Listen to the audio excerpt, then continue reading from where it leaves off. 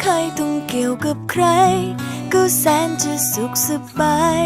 ตามใจตัวเองไว้ก่อนอยากเที่ยวก็ไปไม่ไหวก็กลับมานอนไม่เคยเป็นเดือดเป็นร้อนจนได้มาพบกับเธอทำไมไม่